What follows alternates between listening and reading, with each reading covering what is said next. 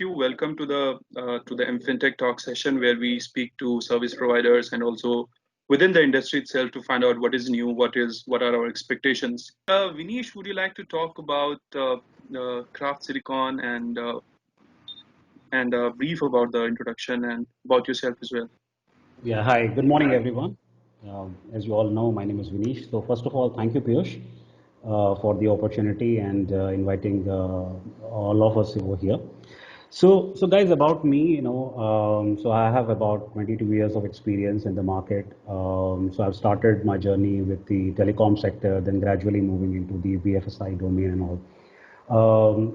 A lot of these years I've spent out of India, worked in Europe, worked in emerging markets of Africa in about 18 African countries or so.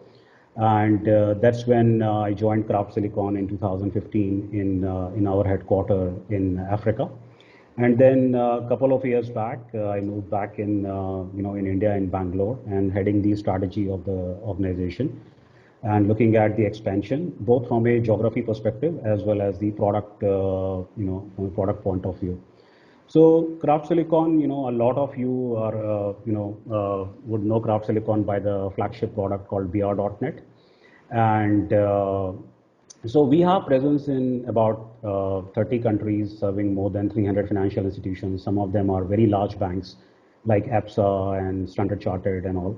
And so we have a full range of customers and full range of products globally. But in India, we have very consciously took a decision in terms of sticking ourselves into the priority sector lending side of it. While in rest of the world, we also have the core banking and the virtual lending and things like that. So that's brief about me and the organization, and we will discuss more as we go ahead. That's great. Thank you so much, Vinish. Thank you for your time. So what is your sense, Vinish? What is your sense on how do you think you will be able to kind of live up to their expectations, or do you have something in development which may actually exceed their expectations? So would you like to talk about that? Yeah. So, I mean, first of all, Piyush, a couple of points that I was noting over here in terms of the adaptability, availability, and acceptability, right? And also the how flexible the system is towards the change, right? So definitely, over if you look at from BR.net perspective or from the industry in general perspective, I'm pretty sure the last lot of products have evolved over a period of last 2 decades or so. If you take, us as an example, from our perspective, we have the microfinance who are at 5 crore of loan portfolio as well as 10,000 crore of loan portfolio. And the availability is as high as 99.8% kind of thing, right? But rightly said in terms of the web services or the API Connect platform. So over a period of time, we have created something like a separate API module altogether. Where there is a list of API, there is a list of workflows already defined, and then we give it as a service to the MFI that even if they want to have any third-party integration, right? So there is not too much dependency, and they can just directly use the API Connect platform of BR.net, and then they can go about doing, supporting their own integration, or they can come to us, and then, depending upon how the system is structured, we can help them in the integration. Okay, that's great. How are you taking care of the security? Because now you have data of so many customers, right? And so many, I would say, institutions. So how are you ensuring that as an LMS service provider, I would say the first line of, I would say, question will go to the microfinance companies because they are collecting this data, whether on an LMS and OLS doesn't matter because ultimately they are collecting it on their own name.